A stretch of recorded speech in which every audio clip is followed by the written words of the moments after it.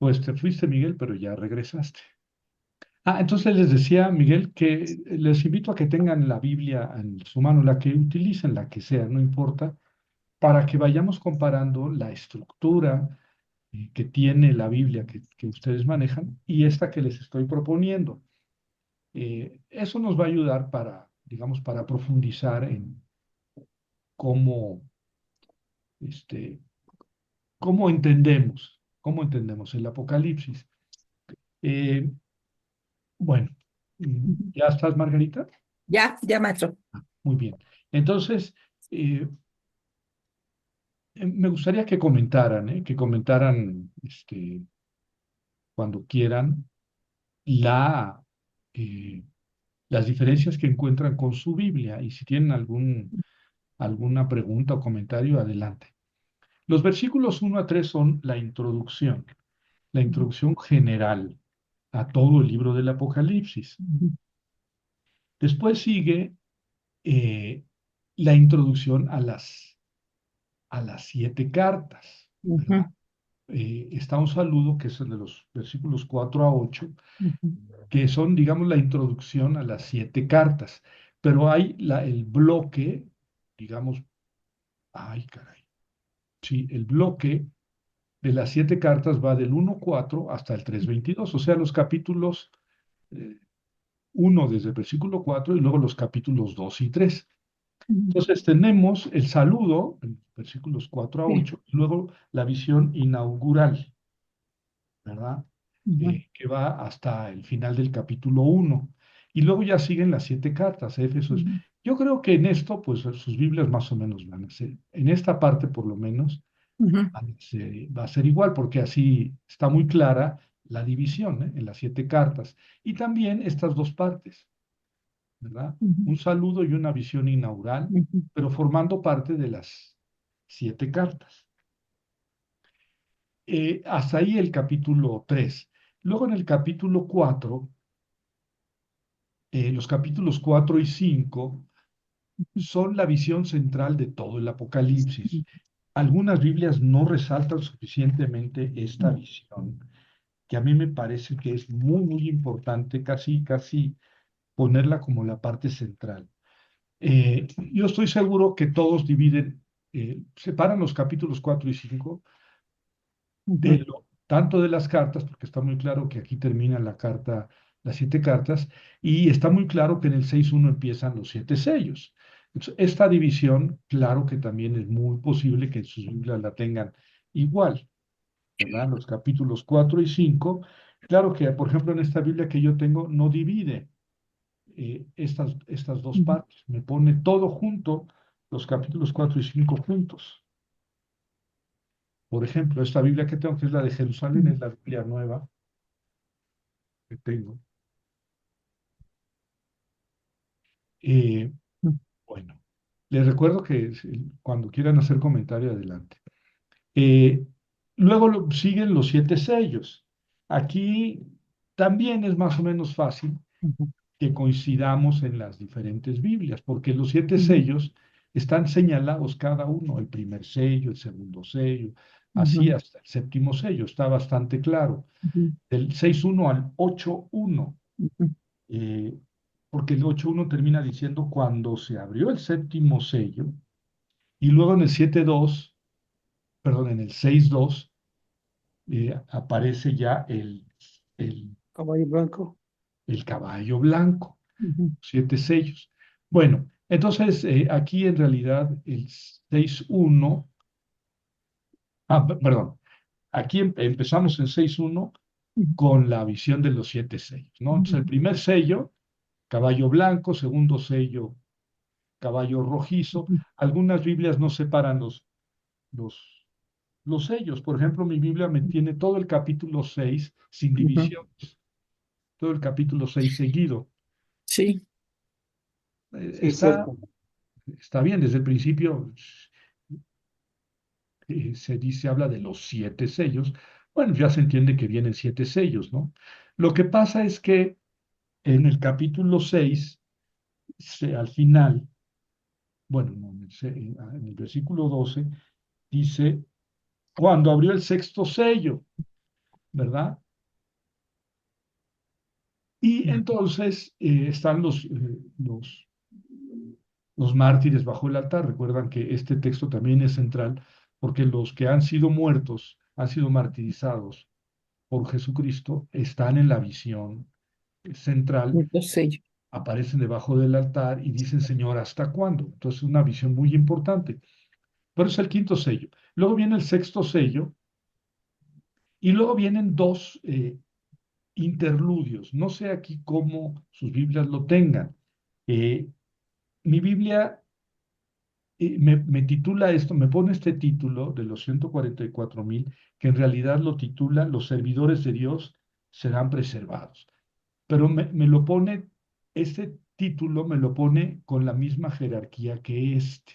Ujú, Y a mí me parece que estas dos visiones hay que encerrarlas en los siete sellos, porque hasta acá, hasta el 8.1 está el séptimo sello. Entonces estas dos quedan incluidas en los siete sellos. Después del sexto, recordamos que hay dos interludios, uno, dos, que mi Biblia sí los separa, ¿verdad?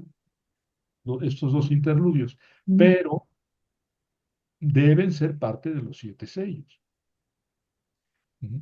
Como que se interrumpe en el sexto sello y vienen estos dos interludios, y luego en el 8.1 se habla del séptimo sello, ¿verdad? El truco es que cuando se abre el séptimo sello, eh, aparecen los ángeles Las siete trompetas. de las siete trompetas, ¿verdad? Entonces, eh, aquí en Ujú, realidad podríamos concluir los siete sellos con el 8.1, pero ujú. con el 8.2 se abren las siete trompetas. Bueno, entonces, digamos que obviando esa dificultad, tenemos las siete trompetas también enumeradas, ¿verdad?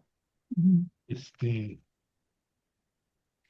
eh, lo que pasa con mi Biblia es que aquí no me las va dividiendo. Ah, sí, ujú, sí, en la primera del 1 al 6 está la visión de los ángeles, ¿no? Que tienen las trompetas y del incienso y todo eso. Y luego vienen las cuatro primeras trompetas. Aquí las puse juntas porque pues es un versículo o dos versículos cada una. Las cuatro primeras, la quinta trompeta que corresponde al primer ay, ¿lo recuerdan? ujú, Este, la sexta trompeta que corresponde al segundo ay, porque ujú, dice ay, ay, ay. Y luego dice al final del primero ay, dice el primer ay ha pasado. Y luego dice al final del segundo, el segundo ay ha pasado. Y es la sexta trompeta. Y lo mismo que pasó aquí con los sellos, se abrió el sexto sello y vienen dos interludios antes de que se ujú, abra el séptimo sello. Lo mismo ujú, pasa con las trompetas. Se abren las seis primeras trompetas y luego vienen dos interludios. El pequeño rollo y el santuario de Dios y los dos testigos, y luego ya viene la séptima trompeta. ujú, Eh, no sé si están así en su Biblia. En la mía sí viene separado el pequeño rollo, pero ujú, lo mismo que sucedió acá, me pone este título al mismo nivel que este. Y yo digo que no debe ser, porque la séptima trompeta está hasta acá. Entonces, estos dos interludios deben ser parte de las trompetas. No es ni la séptima ni la octava, pero son parte de las trompetas. Y mi Biblia tiene, en el capítulo 10 tiene dos subtítulos. Ujú. Uno que es Inmenencia del castigo final y otro que dice el librito devorado, el librito devorado. Y en el capítulo 11 está todo el capítulo 11 bajo, bueno, el versículo 14 bajo esto de los dos testigos. Y luego ya en los versículos 15 a 19 está la séptima trompeta, que es el himno celeste, y, y ese corresponde al tercer ay. Sellos y trompetas. ¿No? Sellos y Entonces ya están las siete trompetas. Luego vienen, y aquí empieza la parte más dificultosa, porque está muy claro que al principio hay siete cartas. ujú, Luego está la visión, el cordero y etcétera, visión central. Luego vienen siete sellos y luego vienen siete trompetas. Eso está muy claro. Pero las siete señales no se presentan como. y luego vi 7 señales. La primera señal, la segunda señal, eso no aparece. Si ujú, ustedes ven en su Biblia, en el ujú, versículo 12, capítulo 12, versículo 1, dice, apareció un gran signo en el cielo, pero no dice que sea el primero, ¿no? ujú. Ahora, los podemos numerar, Primera señal. el primer gran signo, y luego en el versículo 3 El seis. dice, apareció otro signo. Ah, bueno, pues le llamamos segunda señal. Luego en el versículo 7 dice, entonces se entabló una batalla en el cielo, Miguel y sus ángeles combatieron. Es otro signo, pero aquí ya ni siquiera se presenta como un signo, ¿ven? Entonces, digamos que un poco artificialmente, si ustedes quieren, decimos, ah, bueno, ese es un tercer signo, ¿verdad? Es un tercer signo largo, del 12:7 al 13:18. ¿Por qué? Porque todo está ligado. Como recuerdan, Miguel y la batalla contra la serpiente, la expulsión de la expulsión del dragón y de los suyos, el dragón y los hijos de la mujer, la transmisión del poder a la bestia, el falso profeta al servicio de la bestia. Todo eso es parte de la tercera señal, que, como les digo, no aparece como tercera señal. En mi Biblia eh, no aparecen, estas dos divisiones no aparecen. Aparece todo como la visión de la mujer y el dragón. Y luego, en el 13, sí aparecen las dos visiones, los dos diferentes. Pero aparecen estos dos con la misma, digamos, con el mismo subtítulo que estos. Porque claro, ya en esta Biblia no consideraron que había 7 señales, de plano. Entonces, por eso ponen títulos, pero no me ponen que esto está bajo la tercera señal. En el 14:1 dice, seguí mirando y había un cordero. Bueno, lo podemos interpretar como cuarta señal, es el cordero con los 144,000. En el versículo 6 dice, luego vi a otro ángel que volaba. Ah, pues eso lo bautizamos como quinta señal. En el versículo 14 dice, seguí viendo y había una nube y entonces lo bautizamos como sexta señal. Y en el versículo 15, versículo 1 dice, luego vi en el cielo y entonces lo bautizamos como séptima señal. Entonces, aquí es ya donde yo creo que sus Biblias no siguen esta división, ¿verdad? Que es un poco artificial, pues sí, o un mucho artificial si quieren, pero seguimos el mismo ritmo. Son 7 cartas a las iglesias, 7 sellos, 7 trompetas. Vamos a poner que sean 7 señales y que si, digamos, las distribuimos, encontramos 7 señales. Y luego vienen las 7 copas, entonces como que es un poco lógico querer encontrar aquí 7 señales, ¿no? Por eso les decía yo, si no es la distribución más exacta, sí es la más pedagógica. Entonces vienen las 7 copas que están presentadas como, tal cual como copas, empiezan en el 15:5, con una presentación, ¿verdad? Recuerda que los ángeles que tenían la cólera de Dios, y etcétera. Y luego viene la primera copa, y aquí mi Biblia me junta todas las copas, hasta el 21, me las junta todas sin ningún subtítulo. Bueno, claro, está bien porque se trata de las 7 copas, ¿y para qué hacemos tanta subdivisión de dos o de un solo versículo, como en este caso? Pero es pedagógico, digamos que se lo puede uno aprender más rápido así. Vamos, 7 sellos, 7 trompetas, 7 señales, 7 copas, ¿no? Que están en los capítulos 15:5 a 16:17. Al final del 16,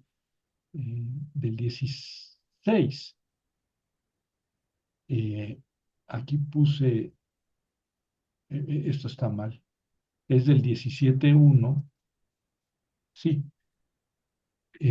aquí le puse mal, tengo que corregir. Del 17:1 al 19:10. Y entonces viene ya el castigo de Babilonia, que ya no son visiones, digamos, preparatorias del fin, sino que ya son visiones del fin. Y le puse aquí 7 voces, porque dice, en el versículo 1 del 17 dice, me habló, ya hay una voz. En el 18:1, un ángel con gran poder gritó, dice en el versículo 2, gritó, la segunda voz. Eh, la tercera, en el versículo 4, dice, luego oí otra voz que decía, claro, aquí nunca se presentan como 7 voces, pero si le buscamos, bueno, pues ahí en el 4 está otra vez una voz que decía, en el versículo 21, 18:21, dice, un ángel poderoso alzó entonces una piedra, la arrojó al mar y dijo, bueno, pues ya está. Eso puede ser la cuarta voz. La quinta sería en 19:1, una muchedumbre inmensa que decía, aleluya, es la multitud celeste, es una liturgia. La sexta voz sería en el versículo 5 nada más, ¿ve? Que es una voz desde el trono. Y luego los versículos 6 a 10, en el 9:6 dice, oí el ruido de muchedumbre. Entonces, yo estoy casi seguro que eh, las Biblias que tienen no han dividido esta sección en 7 voces, porque no sé si en medio de estas hay alguna otra voz que se diga y dijo, ¿verdad? O diciendo. Y bueno, es un poco artificial, está claro, porque en 19:5 pues es nada más un versículo, una voz, ¿verdad? Cuando, cuando aquí tienes 15 versículos o 10, 17 versículos. Aquí nada más uno. Entonces sí, puedes decir, es que es artificial. Pues sí, es artificial. Sí, pero podemos seguir, digamos, con el esquema de 7 voces. Luego, en el 19:11, aparecen las otras visiones, las 7 visiones finales. Porque en el 11 dice, entonces vi, y nunca se presentan tampoco como 7, ¿verdad?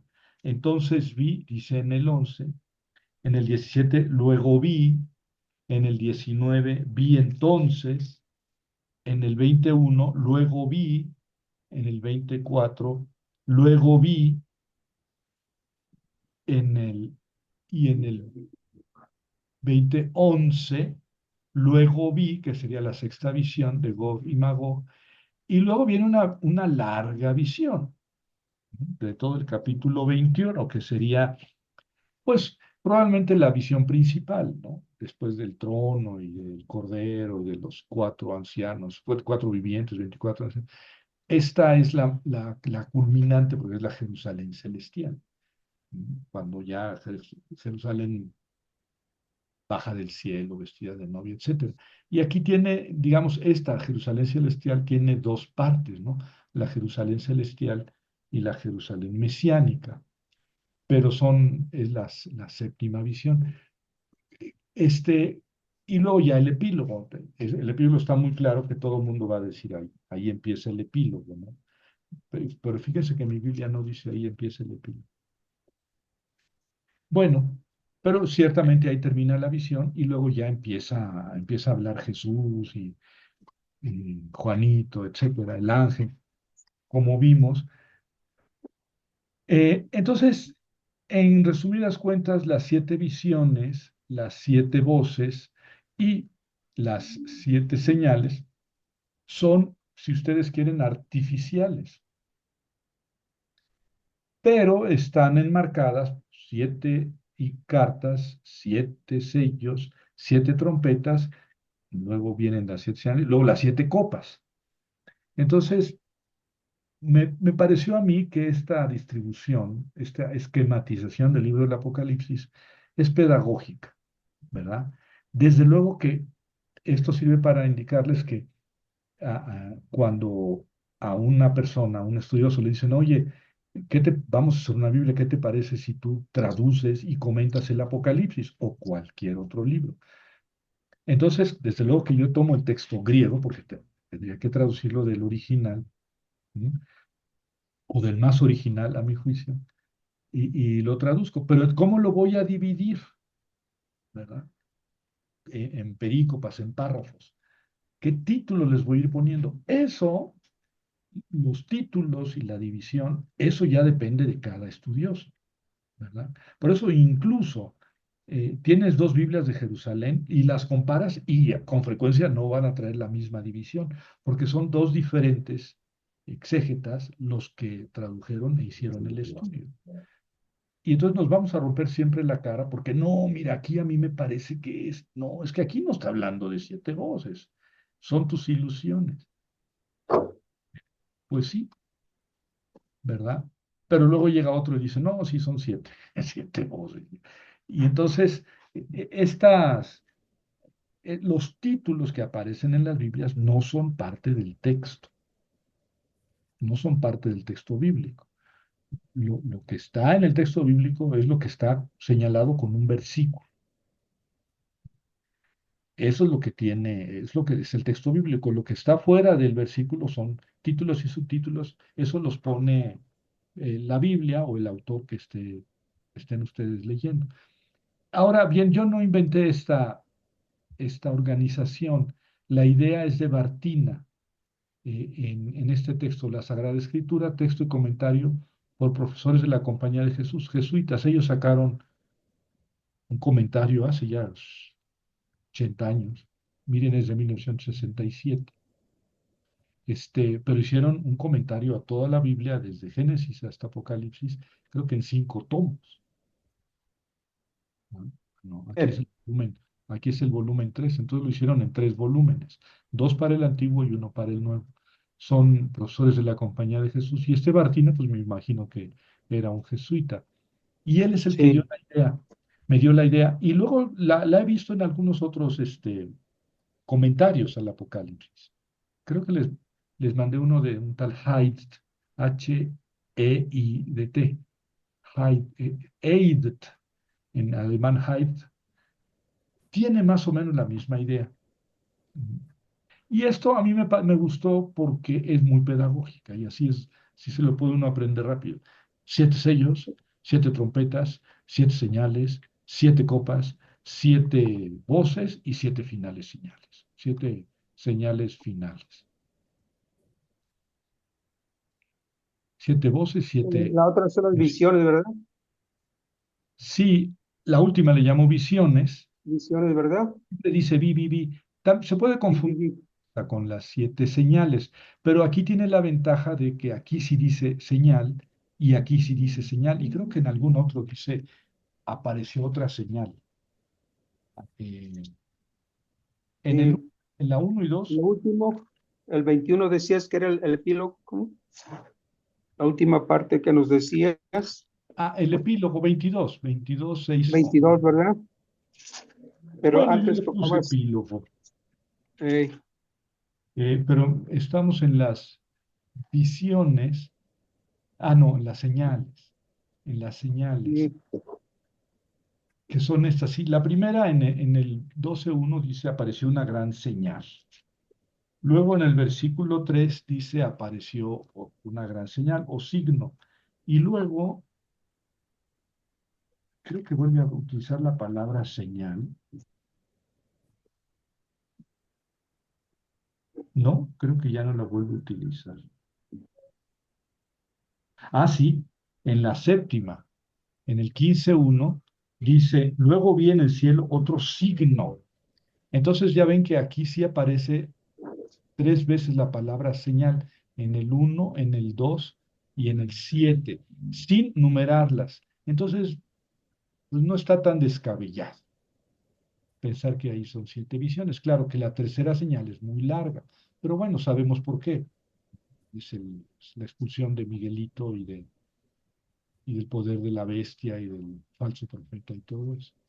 Bueno, esto es sobre Javier, Sí, hay unas partes que son muy, como muy conocidas, ¿verdad? Y más, perdón, digo, más leídas o más tratadas. Por ejemplo, la primera parte que tú decías del capítulo 1, 2 y hasta 3, ese es como muy conocido de las iglesias, ¿verdad?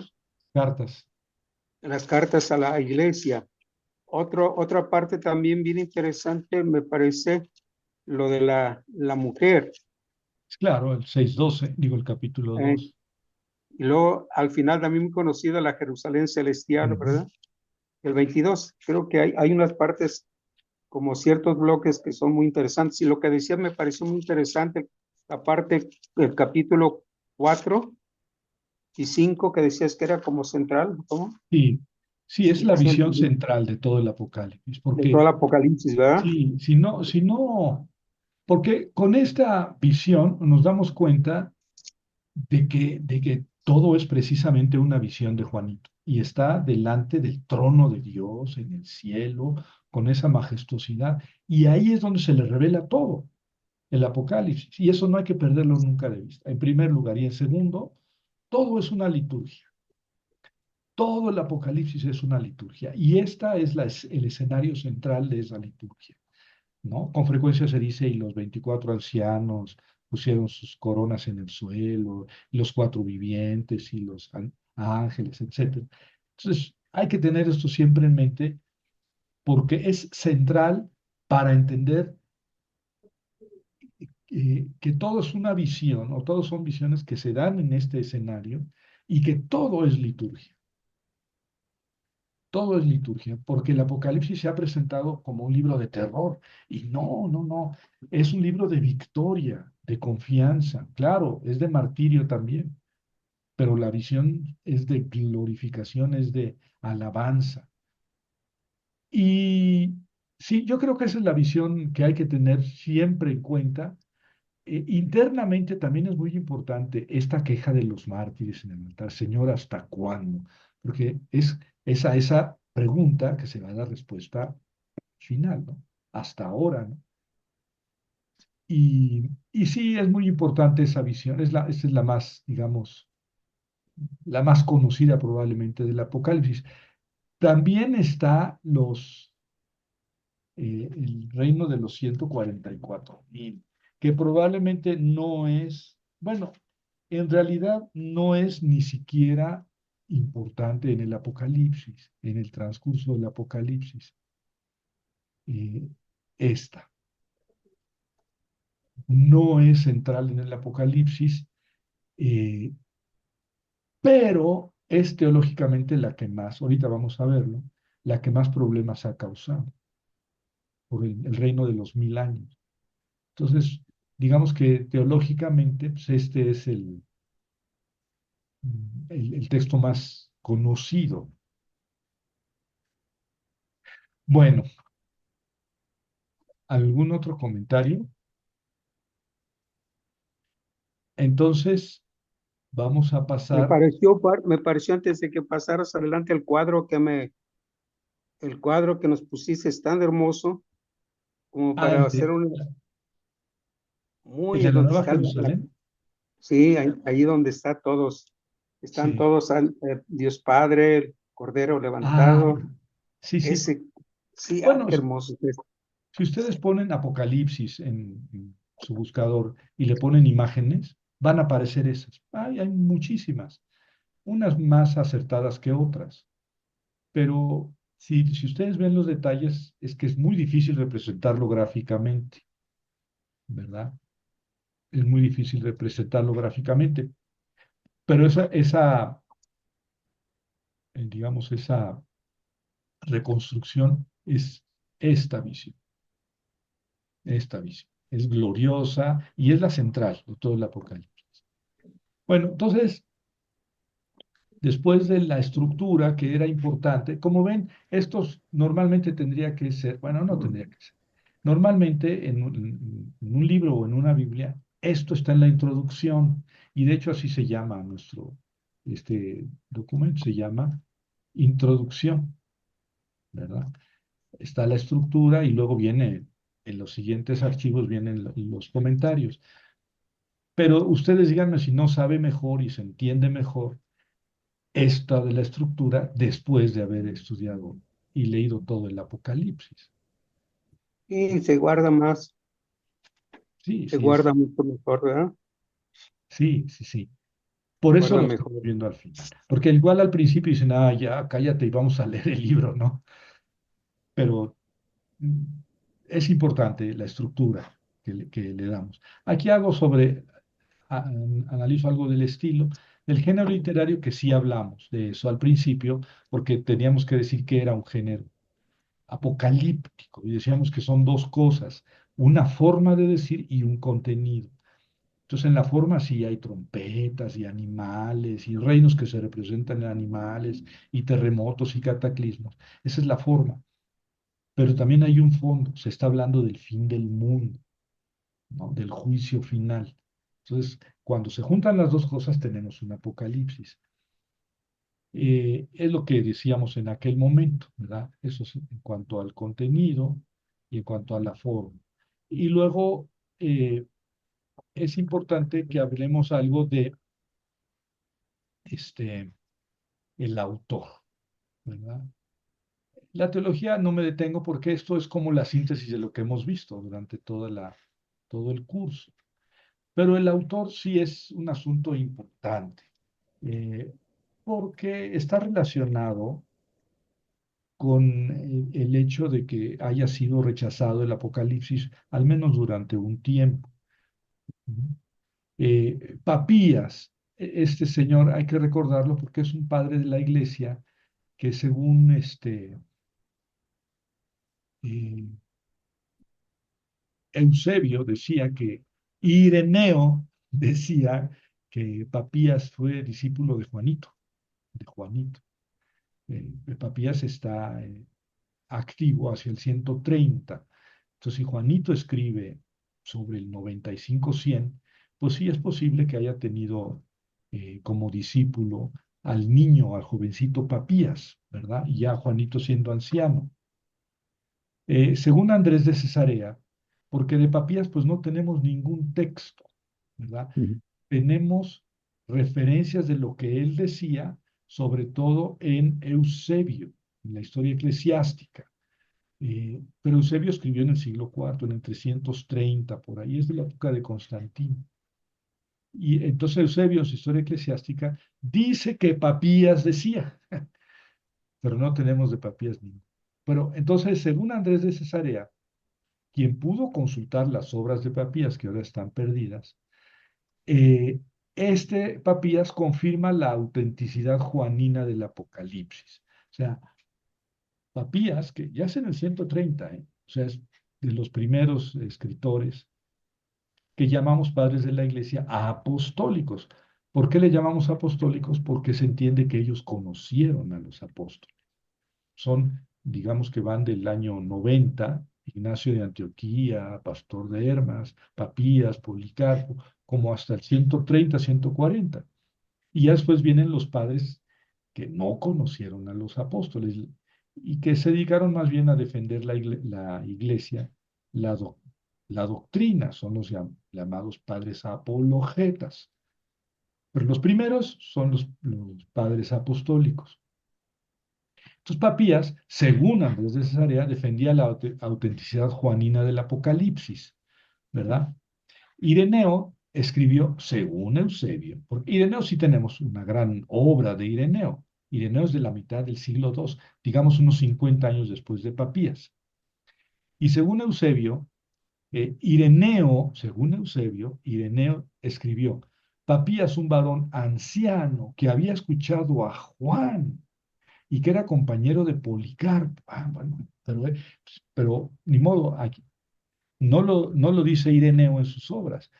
Dice Eusebio que Ireneo escribió eso, ¿verdad? Algunos discuten eso, ¿verdad? De si Ireneo eh, dijo que realmente Papías había escuchado, Papías y Policarpo habían sido discípulos de Juan, porque habla de un Juan, pero no tiene que ser el apóstol, puede ser el presbítero, de que así se presenta Juanito en las cartas, como el anciano. Y sí llama la atención mucho que Juanito no diga Juan Apóstol, ¿verdad? Un título tan celosamente defendido por Pablo. Juanito nunca lo defiende. Incluso lo desdeña, ¿no? Dice Juan, el anciano. Y en el Evangelio, fíjense qué dato les voy a dar. En el Evangelio, Juan nunca habla de Juan. En el Evangelio de Juan nunca se menciona el nombre de Juan, el apóstol, nunca. Ayer en la conferencia decíamos que Juanito no trae la lista de los 12 apóstoles, ¿no? Nunca menciona el nombre de Juan. Y, y las cartas sí es Juan el anciano. Y en el Apocalipsis varias veces se dice yo Juan, pero nunca dice yo Juan el apóstol, el discípulo amado. Y eso llama la atención, ¿verdad? Algunos dicen, pues es que no era Juan el apóstol. A lo mejor no, pero a lo mejor sí era, nada más que no quiso autonombrarse apóstol. El pastor de Hermas, este no es una persona, es un librito, ¿verdad? Es un texto que se llama El pastor de Hermas, hacia el 140, alude a Apocalipsis 21:1, 21:2, 21:2. Dice, y vi la ciudad santa, la nueva Jerusalén, que bajaba del cielo. Está una alusión. Bueno, no tendría que querer decir mucho, más que el pastor de Hermas conocía el Apocalipsis de Juan, porque incluso que lo cite no quiere decir que, que defienda que el apóstol Juan fue el autor, ni que sea un libro canónico. Se puede citar otros libros. El apócrifo de Juan es un libro apócrifo de Juan, no es el Evangelio. Dice que el Apocalipsis fue escrito por el apóstol Juan. Esta es la tradición más antigua. El Apocalipsis fue escrito por el apóstol Juan. Justino, Justino es un padre de la iglesia. Este ya no es apostólico. Ya pasó de la edad apostólica. Él eh, Apologeta. es uno de los grandes padres. Bueno, es un gran padre de la iglesia del siglo II. No es de los grandes padres de la iglesia de Oriente ni de Occidente, pero tiene la característica de ser muy temprano. Y sí tenemos la obra de Justino, es una obra larga, larga. Tenemos varios libros de Justino. Él no era sacerdote. Claro, aquí en esta época no se había, digamos, diferenciado en el cristianismo, digamos así, el oficio de sacerdote. Esto viene hasta el siglo III. Como quiera que sea, Justino era una persona muy preparada, ¿no? Y tiene la gran ventaja de que es muy antiguo. Y Justino dice, entre nosotros un varón por nombre Juan, uno de los apóstoles de Cristo, profetizó en la revelación, en el Apocalipsis, que se le hizo, la revelación que se le hizo a él, que los que hubieran creído en Cristo pasarían 1000 años en Jerusalén. Sí, está defendiendo el milenarismo. Sí, Justino defendía el milenarismo, de que iba a haber 1000 años del reino de los cristianos en el mundo. Y sin embargo, bueno, aquí no es eso lo que nos interesa, sino que dice que Juanito es el apóstol y que él escribió el libro del Apocalipsis, ¿no? Otro testimonio de mediados del siglo II. Otro es Clemente de Alejandría. Él dijo, escuchaba una fábula que no es una fábula, sino un discurso real. Y habla de Juan el apóstol, que después de la muerte del perseguidor, pues del emperador romano que perseguía, retorna de Patmos a Éfeso. ¿Mm? Aquí está, pues Juanito el apóstol retorna de Patmos a Éfeso, ya está, porque Juanito escribe en la isla de Patmos, ¿no? No habla aquí de Apocalipsis, Clemente de Alejandría, pero claro, es el apóstol de Jesús que regresa de Patmos a Éfeso, pues está clarísimo. Y en otro lugar, introduciendo una citación, nota, como dice Juan en el Apocalipsis, pues sí, nada más faltaba que lo dijera directamente. Como ven, estoy retomando testigos muy antiguos, del siglo II, desde el principio del siglo II, que dicen, es Juanito el discípulo de Jesús, el autor del Apocalipsis. Hipólito y otros autores afirman que el autor del Apocalipsis es el apóstol Juan. Policarpo de Esmirna, que ya hemos dicho que era compañero de Papías, y los dos discípulos de Jesús, este Policarpo de Esmirna sí es apostólico. porque según parece fue discípulo de Juanito. Dice que el libro de Juan es divinamente inspirado. Bueno, Ireneo, ya nos brincamos al siglo III, ¿ven? Ireneo es de finales del siglo II. Empezó a producir desde finales del siglo II. Probablemente esta sea la mejor cabeza de la iglesia del siglo II. Aquí murió a principios del siglo III, pero su obra es finales del siglo II. Ireneo es el gran padre apologeta, el más grande de los apologetas, eh, en el siglo II, ¿verdad? Claro, tenemos otras grandes figuras de las que ya hemos hablado, sobre todo Justino, ¿verdad? Pero más bien, antes de Justino, es Ireneo. Este sí era obispo, ¿verdad? Bueno, discípulo, y Ireneo fue discípulo de Policarpo de Esmirna. Dijimos que Policarpo fue discípulo de Juanito. Este Ireneo cita más de 20 veces el Apocalipsis y dice que es obra del apóstol Juan, ¿verdad? Dice Ireneo, Juan, discípulo del Señor, vio en el Apocalipsis la gloriosa y sacerdotal venida de su reino. Pues sí, eso lo dice Ireneo. Ireneo, la gran obra de Ireneo es contra los herejes. Casi que si lo ponen en Google y si me lo piden, les envío los 5 tomos de esta obra de Ireneo contra los herejes. En el libro 4, ahí habla, de ahí es esta cita, del libro 4, son 5 libros fuertes. Ireneo era un súper estudioso como San Agustín, pero claro, a Agustín le tocó casi 200 años después. Tertuliano es otro gran padre de la iglesia. Este no es santo, porque se hizo montanista, se hizo muy de estos rigoristas. Hacia el 207 tenía especial interés en el libro, al que consideraba obra del apóstol Juanito. Tenemos también en la escritura la mención de las vestiduras para hablar alegóricamente de la esperanza de la carne, como en el mismo Apocalipsis de Juan, dice Tertuliano. El más grande de los padres apostólicos es Orígenes. Acabas de decir que Ireneo, no. Ireneo es el más grande de los padres apostólicos del siglo II. Orígenes es del siglo III. El más grande del siglo III, es mi punto de vista, para mí es Orígenes. Orígenes, entre otras curiosidades, se puso en 6 columnas a poner el texto hebreo de la Biblia, todo el Antiguo Testamento en hebreo. Y luego al lado, en la siguiente columna, el texto hebreo con letras latinas, se diría eso en latín.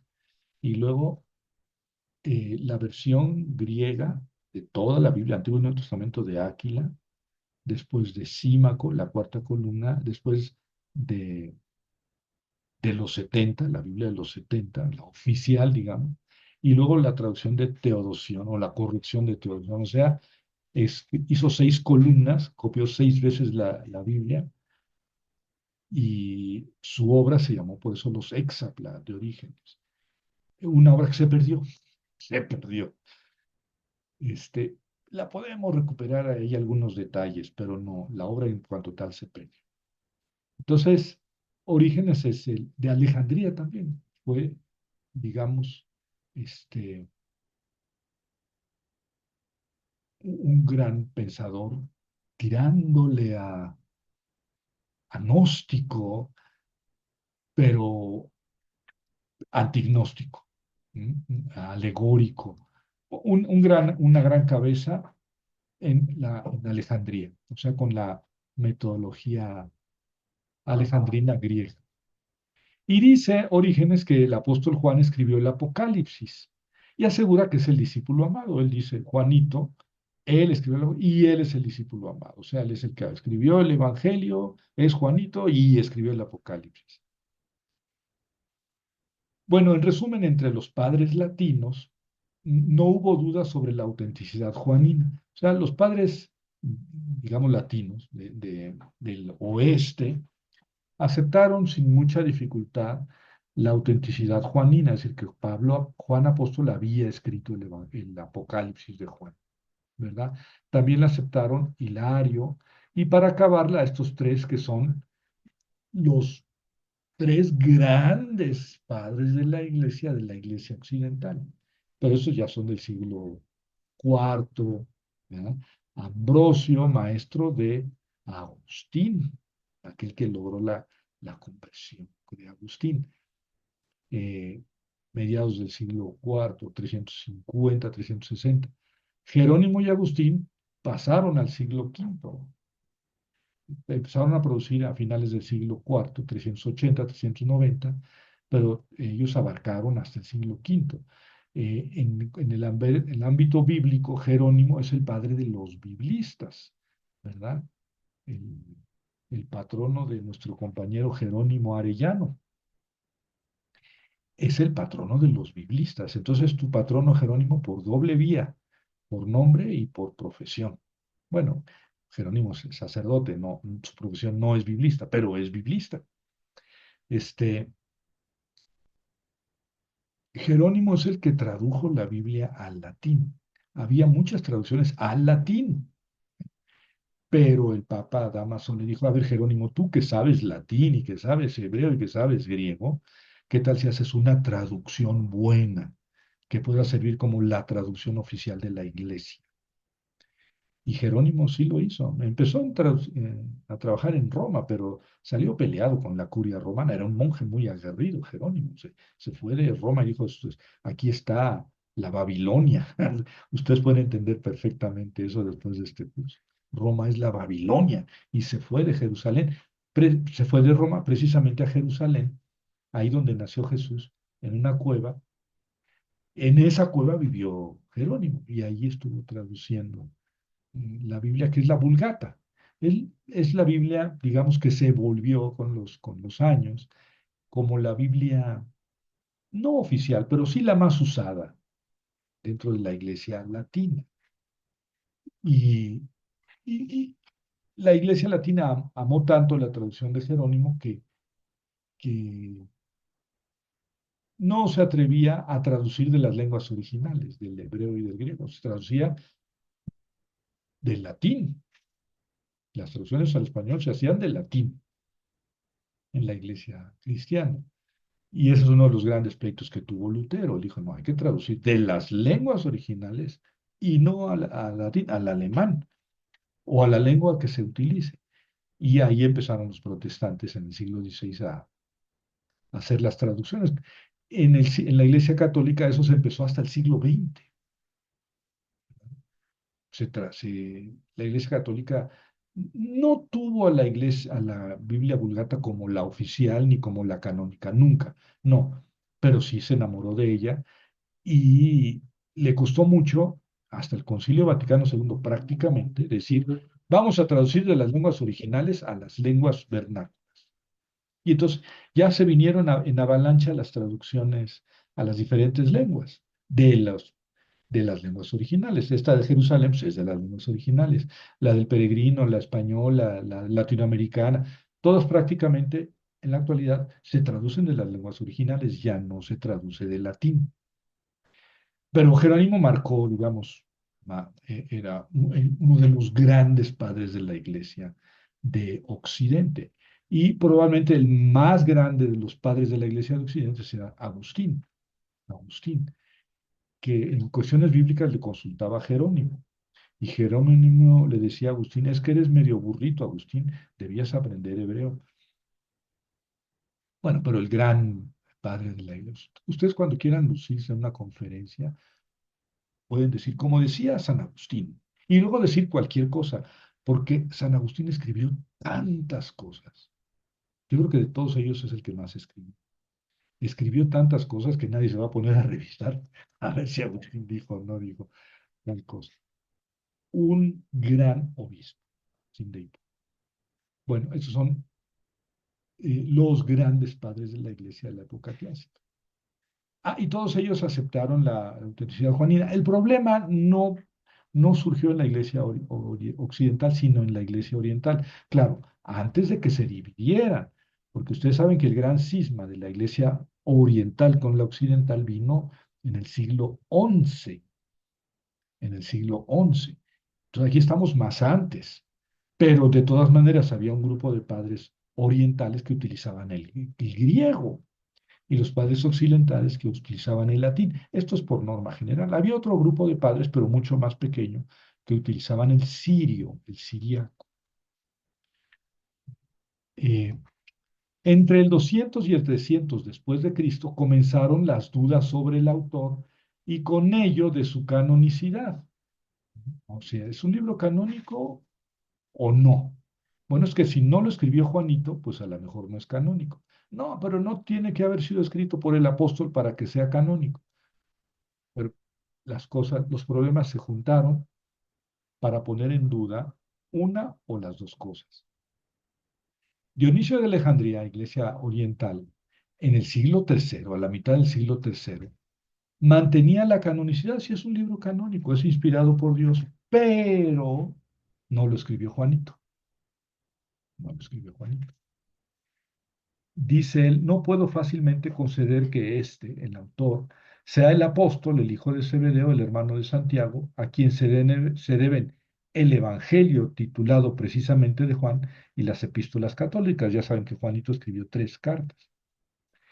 Luego dice, conjeturo por el carácter de los dos escritos, el Apocalipsis y el Evangelio, que la forma de la dicción y por el plan de, perdón, por la forma de la dicción y por el plan de ejecución, como se dice de la obra, que no se trata del mismo autor.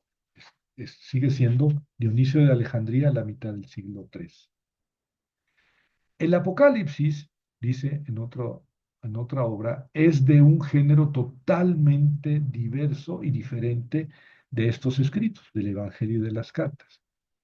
No existe entre ellos, el Apocalipsis y los demás de Juan, contactos ni parentesco. No posee en él, por así decir, ni siquiera una sílaba en común. En el siglo IV, bueno, esto es lo que decía Dionisio de Alejandría. En el siglo IV, Cirilo de Jerusalén, Gregorio Nacianceno y Crisóstomo rechazaban la canonicidad. Este es uno de los 4 grandes padres de la Iglesia de Oriente, San Juan Crisóstomo. Crisóstomo. Esto en el siglo IV, rechazaban. Y todo esto lo puse, la opinión de Dionisio, y esto último lo puse así con sangría, porque es una cita de Salvador Carrillo. Salvador Carrillo, Salvador era un sacerdote misionero del Espíritu Santo que murió hace poco, unos 15 años, yo creo, 20, no sé. Salvador Carrillo Alday es uno de los grandes impulsores del estudio de la Biblia en México. Sí, uno de los grandes impulsores. Después del concilio se tomó muy en serio este mandato del concilio de propagar el estudio de la Sagrada Escritura. Y él en México es uno de los grandes impulsores de los estudios bíblicos. Salvador Carrillo Alday, que en paz descanse, fue mi maestro. Mi primera clase me la dio Carrillo en 1979, échenle. Mi primera clase de Biblia. Y él escribió, yo creo que en comentarios y traducciones de todos los libros de la Biblia. Era un gran divulgador. Por eso, en memoria de él, pues pongo ese texto, esa cita de Salvador Carrillo. Dionisio de Alejandría, de que hemos hablado, eh, afirmaba haber escuchado de 2 sepulcros en Éfeso, ambos con el nombre Juan.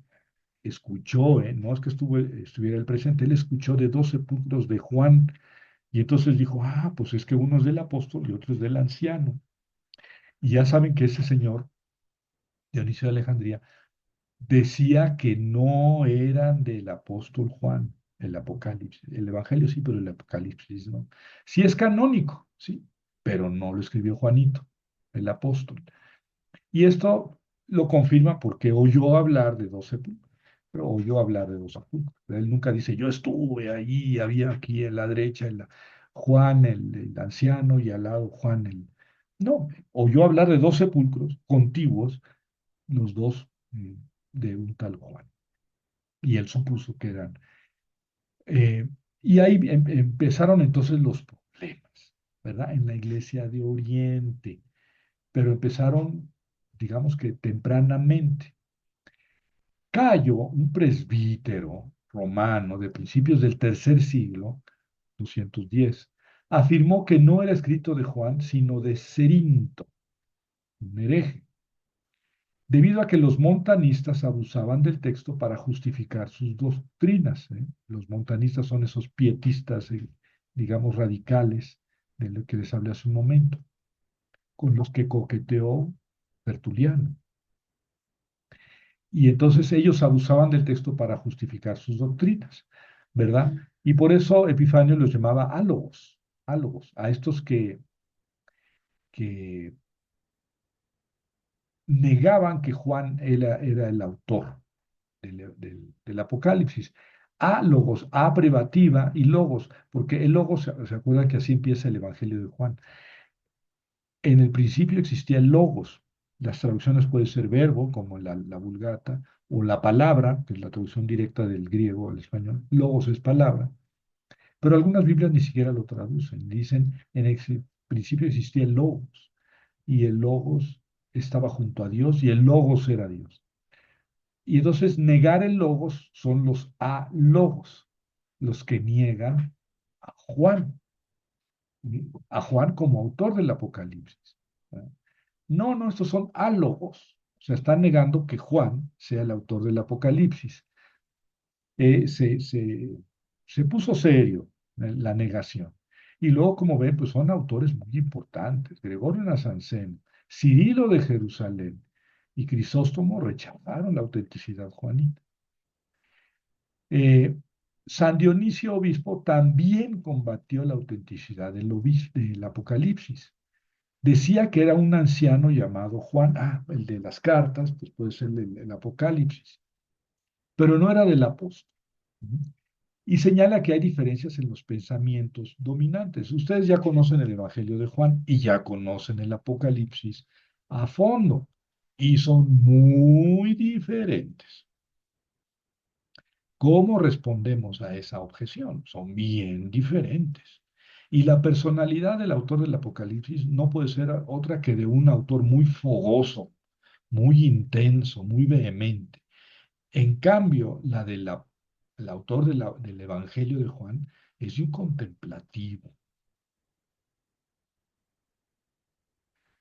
Son bien diferentes. O sea, que a mí me lo ponen así de media calle y digo, no es el mismo autor. Eh, Pero lo más antiguo, y sobre todo en Occidente, dijeron, Javier, es el mismo autor. perdón, Sí, sí, disculpa que te no es, interrumpa ahorita, no hay problema. número central.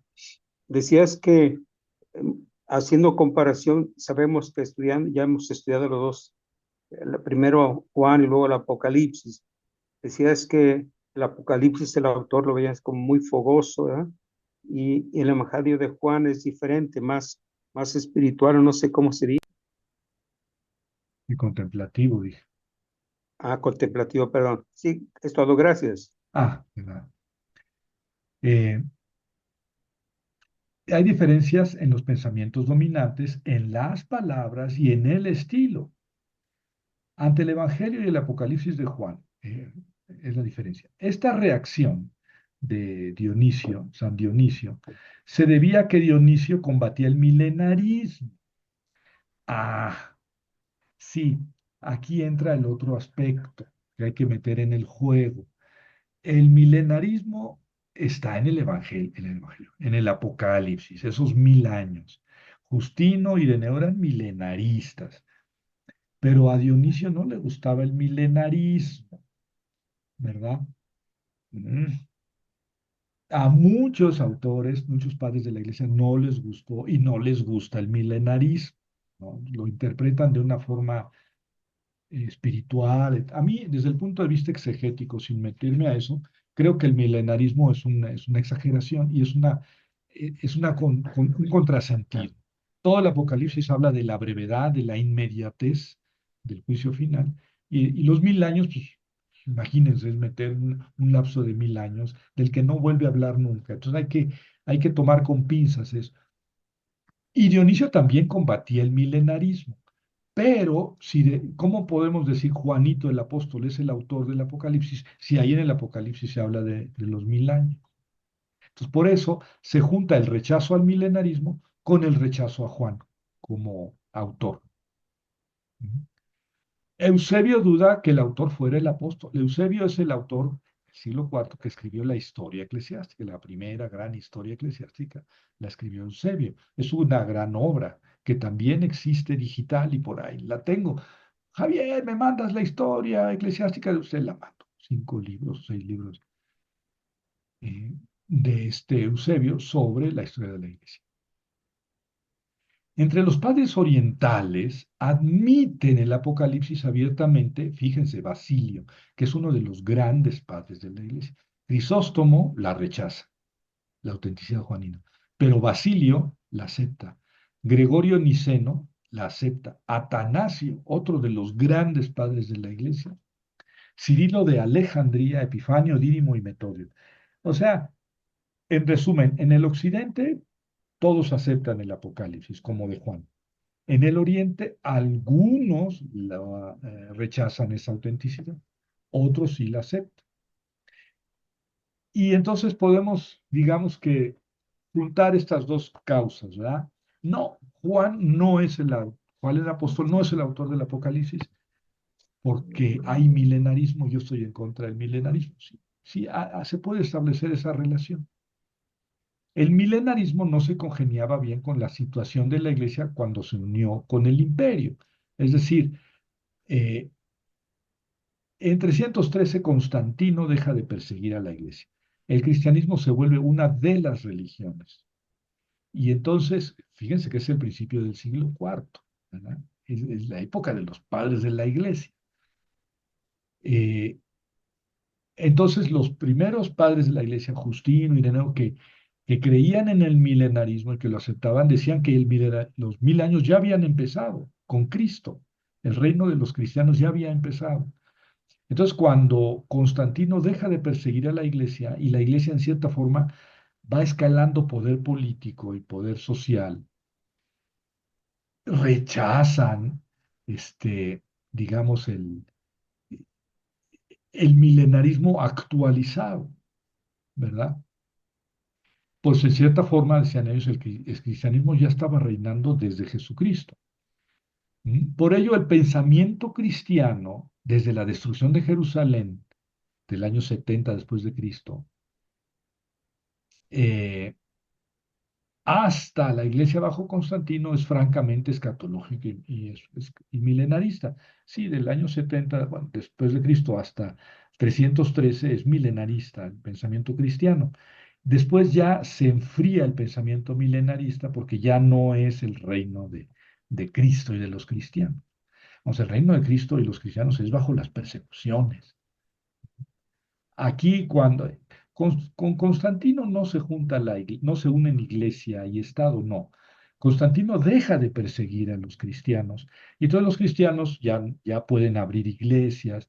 Las basílicas que conocemos son del siglo IV, de la época de Constantino, y no son anteriores. ¿Por qué no son anteriores? Porque antes no los dejaban construir iglesias ni grandes basílicas. La iglesia era perseguida. Entonces, hasta Constantino ya se puede tener culto cristiano.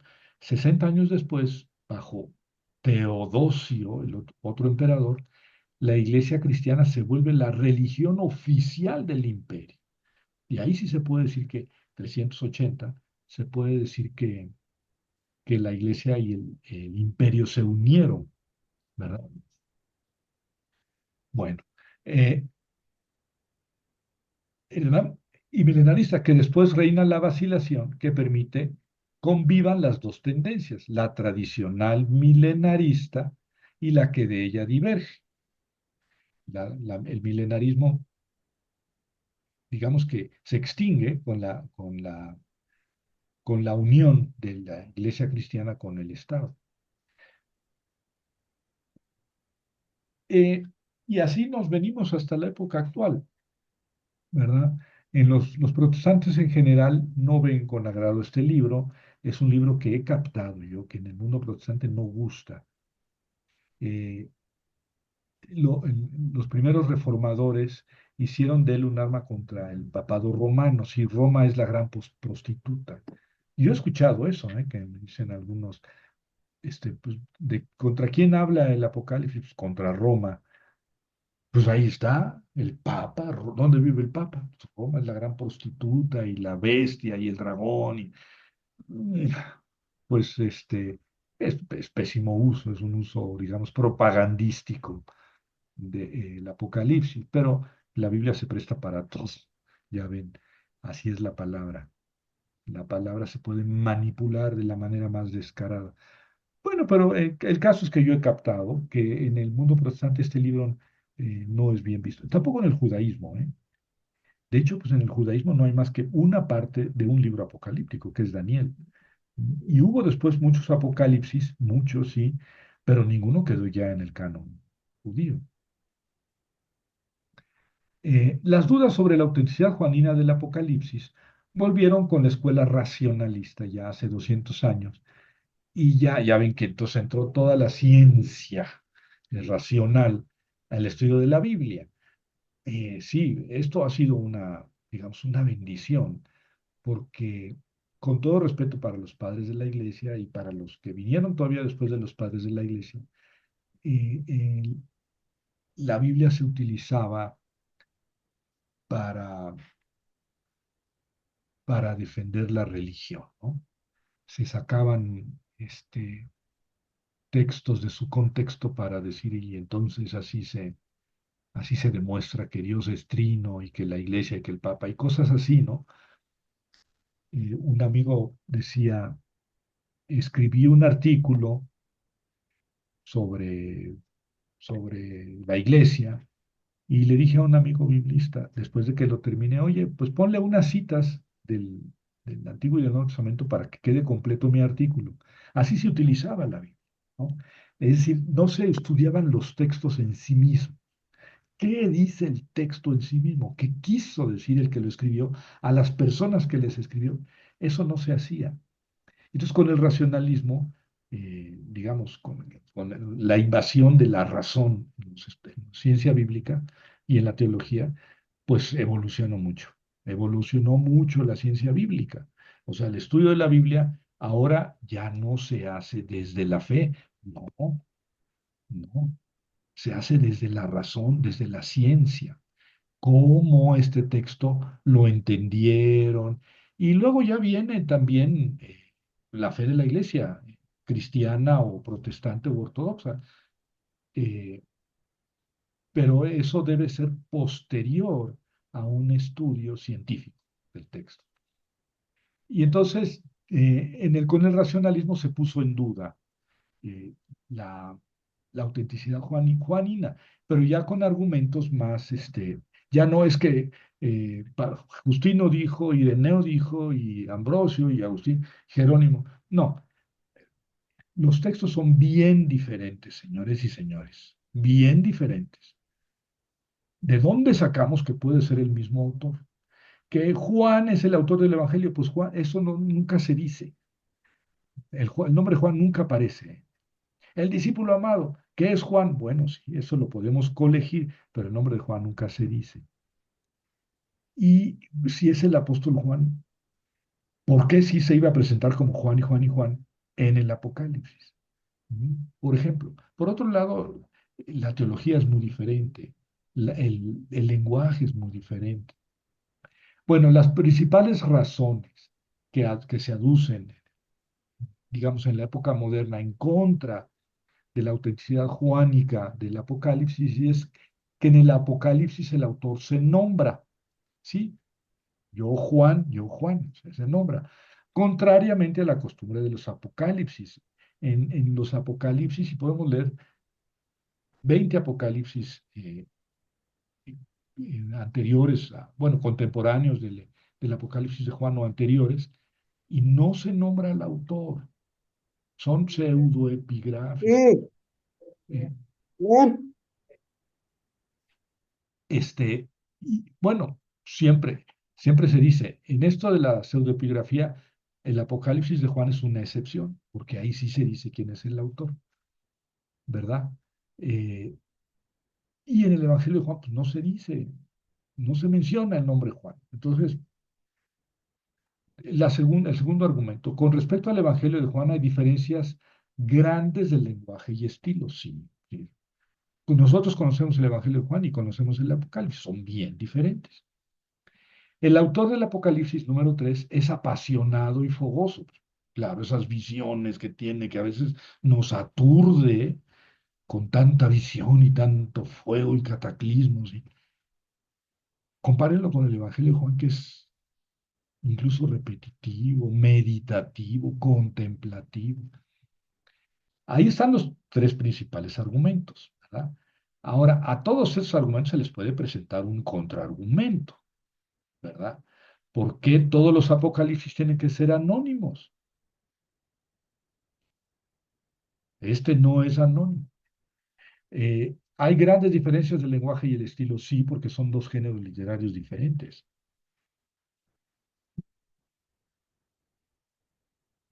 Bueno, pero esos son los testimonios externos, es decir, que dicen unos, que dicen otros.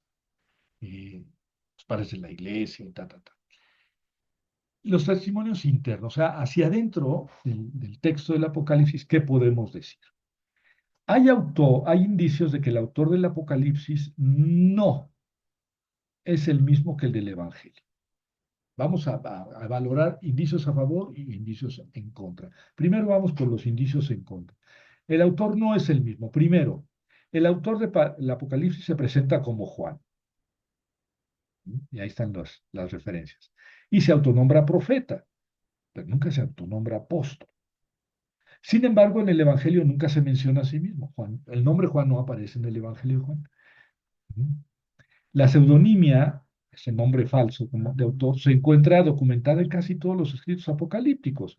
En 12 Enoch dice, en aquel tiempo, cuando hube cumplido 356 años, en un cierto día del segundo mes estaba solo en casa.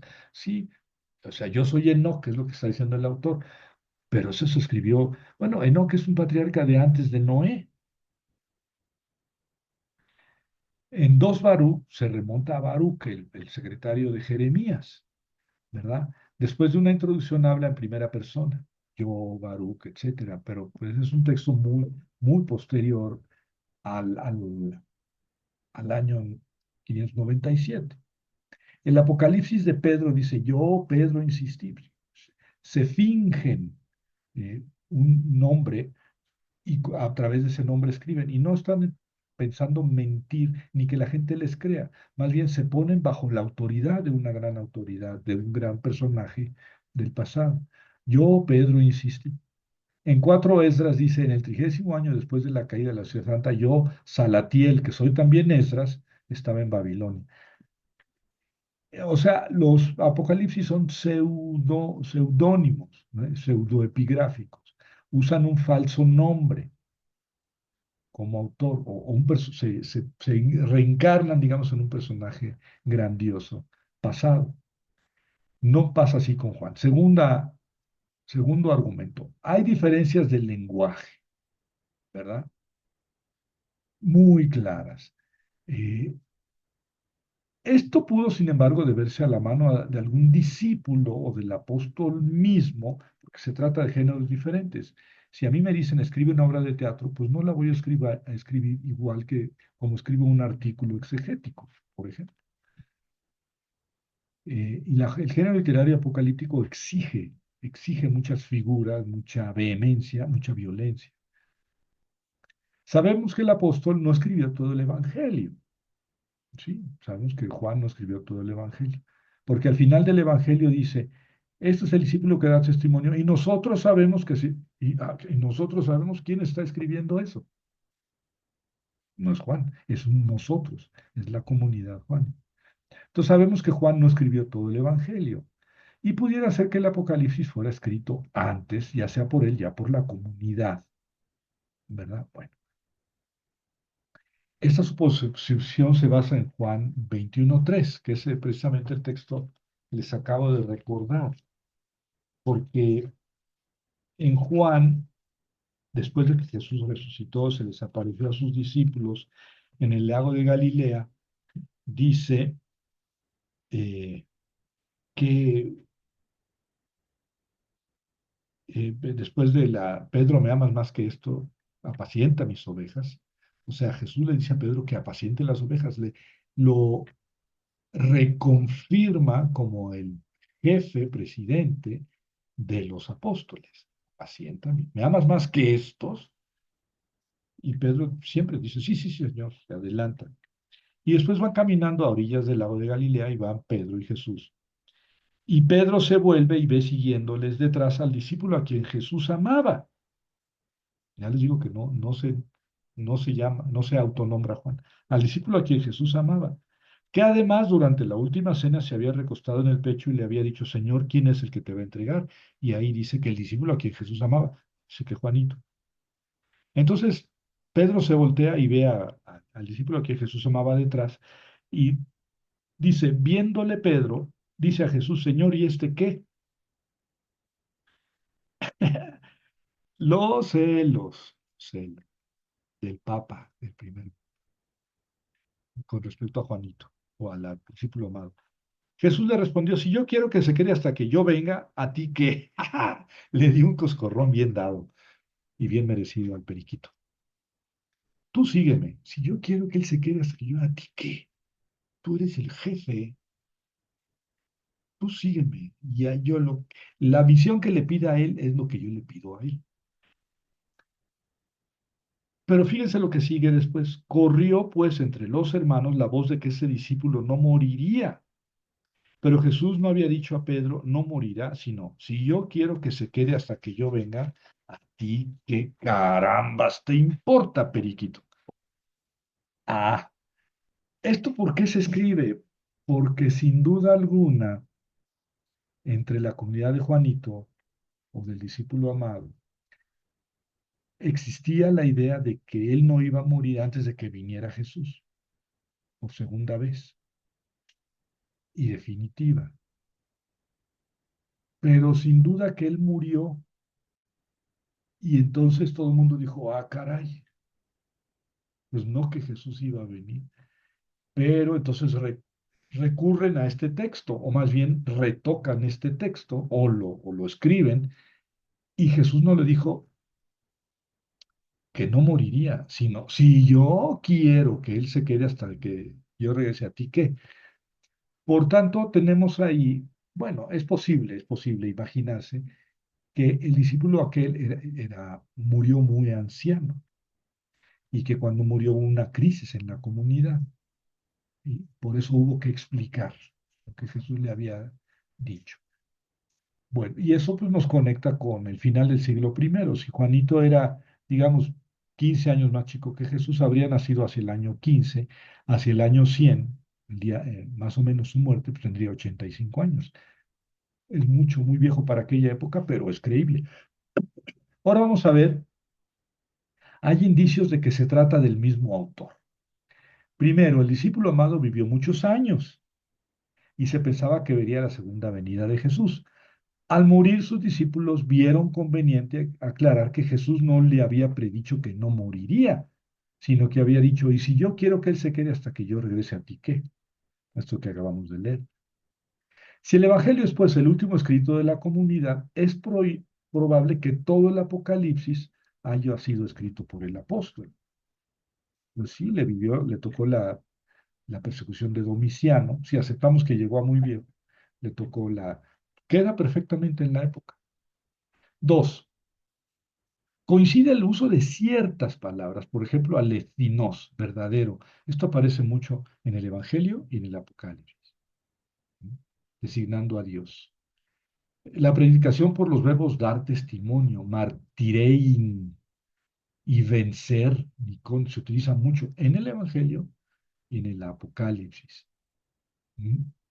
Eh, Además, hay expresiones que son propias de Juan, opsis, ver, pereipatein metatinos, caminar con alguien, perdón que no les puse aquí la traducción, se me olvidó. Skenun, habitar, ah, poner tienda. O sea, sí hay un vocabulario común, pero de todas maneras la objeción subsiste. La gran mayoría del vocabulario es diferente, pero hay muchas cosas en común, sí. Entonces, ¿y por qué no pensamos en la comunidad de Juan? Sabemos que el Apocalipsis del Evangelio de Juan no lo escribió todo Juan. Eh, y tal, ¿qué tal si pasó lo mismo con el Apocalipsis? Eso ya nos explicaría las diferencias. Tres, por otro lado, la ausencia del templo en la Nueva Jerusalén, sí, porque recuerden que la Nueva Jerusalén no tiene templo. ¿Por qué? Pues porque Dios vive ahí, Dios y el Cordero viven ahí, no se necesita templo. Pero en Juan 4:21, fíjense lo que en el Evangelio de Juan 4:21, fíjense lo que dice Jesús. Dice, le dice, está hablando con la samaritana, le dice la mujer, Señor, veo que eres un profeta. Nuestros padres adoraron en este monte, pero ustedes dicen que es en Jerusalén donde se debe adorar. Y Jesús le responde, créeme mujer que llega la hora en que ni en este monte ni en Jerusalén adorarán al Padre. Ni en esto, ni en Jerusalén, en este templo van a adorar al Padre. Entonces coincide con la idea de final del Apocalipsis de la Nueva Jerusalén. Bueno, en general muchos defienden la autenticidad total, eh, pero se acepta que el Apocalipsis más bien puede proceder de la escuela de Juan, porque tiene mucho en común en el ambiente, en algo del vocabulario, pero hay también grandes diferencias. Eh, Muchas de esas diferencias se van a explicar por el género literario. Es que el Apocalipsis es un género literario violento, vehemente, así es el género literario. Ahora, si a esto le añadimos que pudo haber metido mano la comunidad, porque ya vimos que el Apocalipsis tampoco es que sea de una sola mano, ¿no? Las cartas a las 7 iglesias no están bien integradas con el resto del grupo. El final, pues ya vimos que es un relajo de quién habla, Juan, el ángel, Jesús. No se entiende con claridad.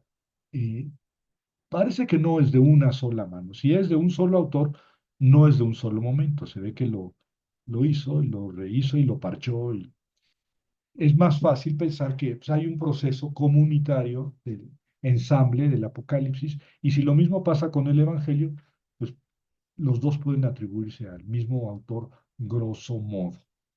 Bueno, esto es sobre el género literario, sobre el autor y sobre la canonicidad, que están ligados. ¿Por qué no? ¿Por qué tuvo problemas para ser recibido en el canon?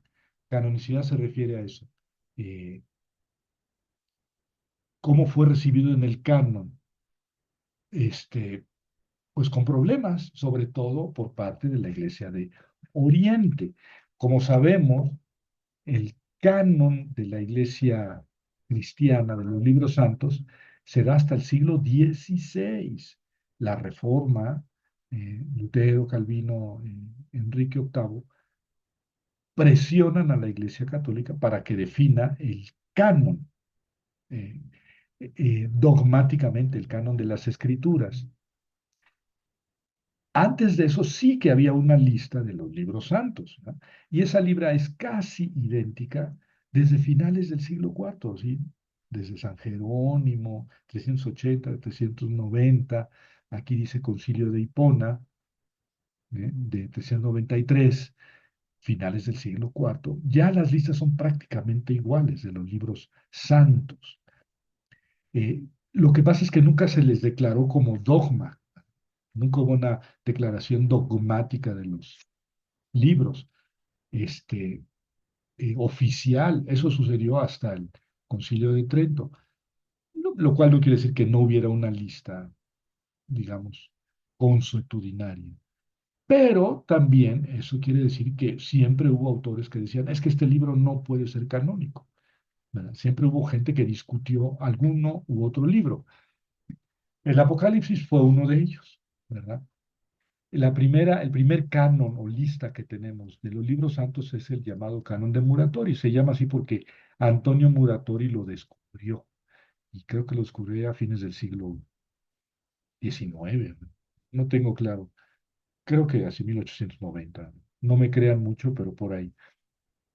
Y el canon fue escrito 150, 170 después de Cristo. Ahí dice antes de Cristo, no, después de Cristo. Porque ese canon es del Nuevo Testamento, entonces no puede ser antes de Cristo. Y pone ahí el Apocalipsis de Juan, ¿verdad? O sea, el canon de Muratori pone el Apocalipsis de Juan. Eh, y luego está en el Concilio de Hipona, llamado también Primero de Cartago, del 393, y en todas las listas de los libros santos, pues quedó el Apocalipsis. Sí es un libro canónico.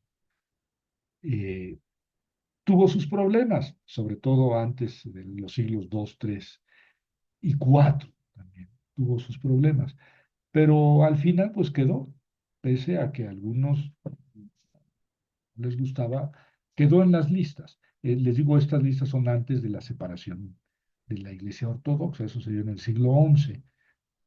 Este, entonces sí, vamos, es un libro canónico. Es diferente de si fue escrito por Juan, ¿verdad? Eso se ha discutido y todavía se discute mucho, ¿verdad? Claro, cuando hablamos de que la comunidad juánica metió mano en el Apocalipsis y metió mano en los evangelios, en el Evangelio de Juan, pues ya se diluye un poco la problemática, porque, pues sí, yo creo que ya todos o casi todos o la mayoría de los estudiosos estaríamos de acuerdo que el Apocalipsis procede de la escuela juánica. O sea, si no es estrictamente todo de Juan, pues sí es de la escuela, del ambiente juánico. Y entonces ya digamos que el problema eh, se diluye un poco, porque sí hay diferencias serias que le vamos a hacer, pero también hay similitudes. Y por otro lado, pues tampoco podemos echar por la borda pues los testimonios más antiguos, que son a favor de la autenticidad juánica del Apocalipsis. Bueno, ¿cómo ven?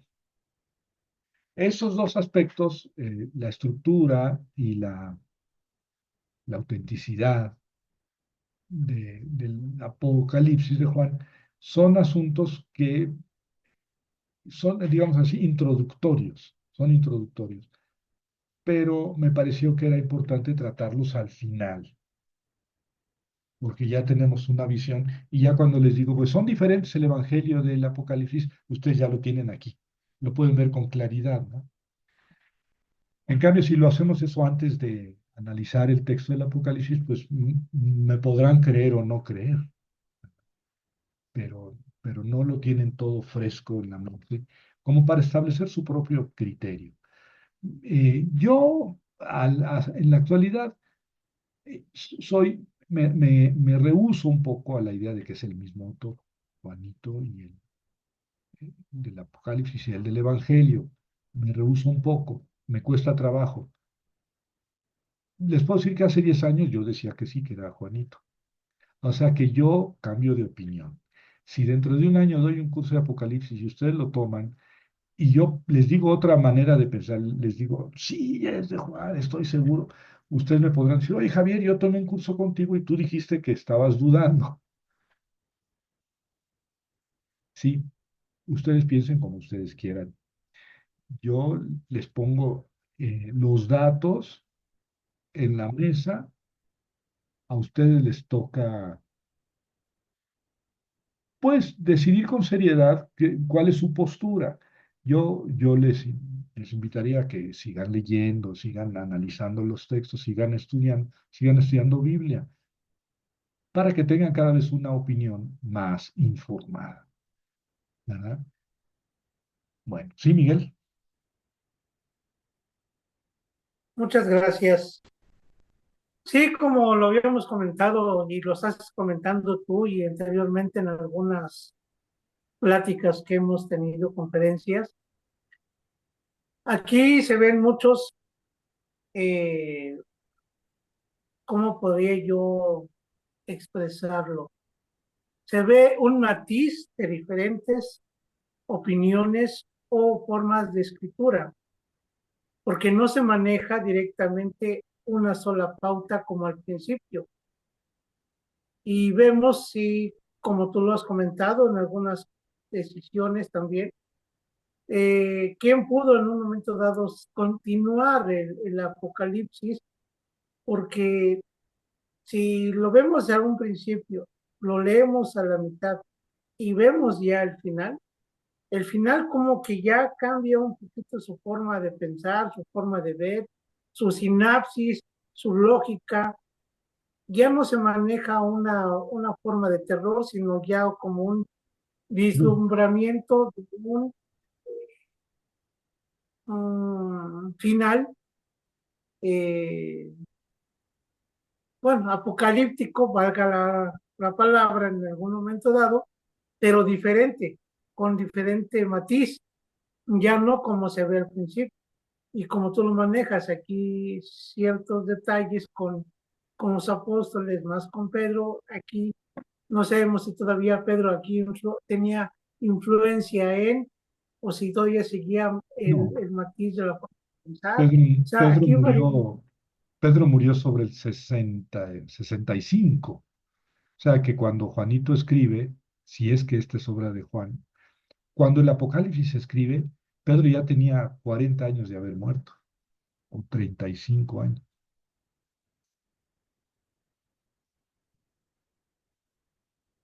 pues yo creo que por aquí de todos modos dejó una huella, ¿no? En su forma de pensar, en su forma de decir. Y aquí sí vemos varios eh, escritores de él desde una manera distinta, ¿no? Espero no equivocarme, es el concepto que yo lo estoy viendo. Y como tú lo dices, hay que formar nuestro propio criterio en base a lo que estamos Sí, lo que se aprendiendo. lee, lo que se lee. Es la Eh, ventaja de la Biblia, es la ventaja del estudio bíblico. Es diferente de la teología o de la filosofía, en que cuando hablamos de Biblia, estamos hablando de un texto. Entonces, ¿qué tal? A ver, ¿dónde dice? ¿Dónde? Esa es la ventaja de la Biblia, es digamos, una ciencia positiva, porque tenemos que sí, argumentar textos, no se vale decir es que Dios y la Virgen y que... No, no, no, ¿dónde dice? ¿Mm? Capítulo, versículo y libro. Y eso nos ayuda mucho a ser más, digamos, más serios. Y ese es el principio de la teología, porque primero en la teología, primero se estudia la Biblia, primero es la Biblia, que de ahí tiene que surgir la especulación teológica. ¿Mm? Pero si no hay bases bíblicas, y también es una disciplina. A mí, no sé, yo puedo ser chocante, pero a mí me gusta texto, texto. Dígame, ¿dónde dice? No es que, ¿dónde dice? Es que, ¿dónde? Argumentame textos, ¿verdad? Porque si no, cada quien puede decir lo que quiera, ¿no? Incluso te argumentan un texto sacado de contexto y es obligación de uno que se dedica a la Biblia decir, a ver, ese texto que tú estás sacando de contexto y lo estás utilizando para tal argumentación, en su contexto original quiere decir esto y esto y esto. Y lo podemos ver, esa es la ventaja, lo podemos ver, no es que, créeme que así no, es que es mal comienzo. Créeme que así dice, no. En una clase de Biblia hay Como que en la tener la palabra, Biblia. como en la frase nos decían mucho en la clase de teología, la frase que comúnmente en el argot pueblerino lo escuchamos, ayúdate que yo lo ayudaré, ayúdate que Dios te ayudará, ¿no? Viene en la Biblia, a ver, demuéstrame dónde dice eso que dice Dios, ayúdate que yo te ayudaré, ¿no? Y esa la tenemos muy arraigada en esa frase, en esto, y sin embargo no lo dice la Biblia. Y hay personas que dicen, yo estoy seguro que lo dice ahí, y esto y lo otro, y lo afirman, ¿no? Pero en sí no hay muchas cosas que no. Y bien dices, hay que tener un mente abierta a leerlo e imaginarnos, pero sin perder la perspectiva del Espíritu de Dios, como lo está diciendo. porque si lo queremos ver humanamente, nos damos de topes y nunca lo vamos a poder entender. Claro. Está Gracias, Rubén. bien, Sí, Jerónimo. me da gusto porque yo quería, estaba desde cuando analizando sobre todo las cartas de Juan, la primera, la segunda y tercera de Juan, y me fijé que no, hay muy poquitos relaciones con el Apocalipsis, sin embargo hay más relaciones con Juan.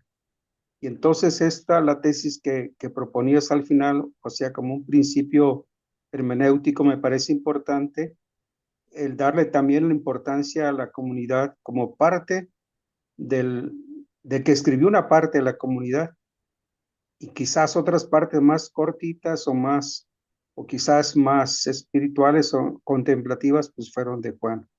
Gracias, por eso yo quería saber eso porque cómo están, hay tantos Juanes, ¿no? También las primeras cartas de Juan que he investigado bastante sobre eso, tengo bastantes cosas, pero ahorita ya quedé más contento. Gracias. Al contrario, Jerónimo. Gracias a ti por tus participaciones. Bueno, si les parece, con eso terminamos nuestro curso de Apocalipsis. Y llegamos al final y nadie oprimió el botón rojo. Me refiero a los señores del botón rojo. Este, yo creo que ahora yo soy menos apocalíptico ahorita que hace 2 meses. Antes sí tenía yo la inquietud de que ya estos bárbaros van a acabar con la humanidad. Ahora como que estoy olfateando que son unos gandallas ladrones. Es lo que quieren hacer, es lo que oigo en los análisis. Lo que quieren es robar y ganar dinero a costa pues de los tarados que se dejen o de los pobres, ¿verdad? Que no pueden defenderse, de los países que no pueden defenderse.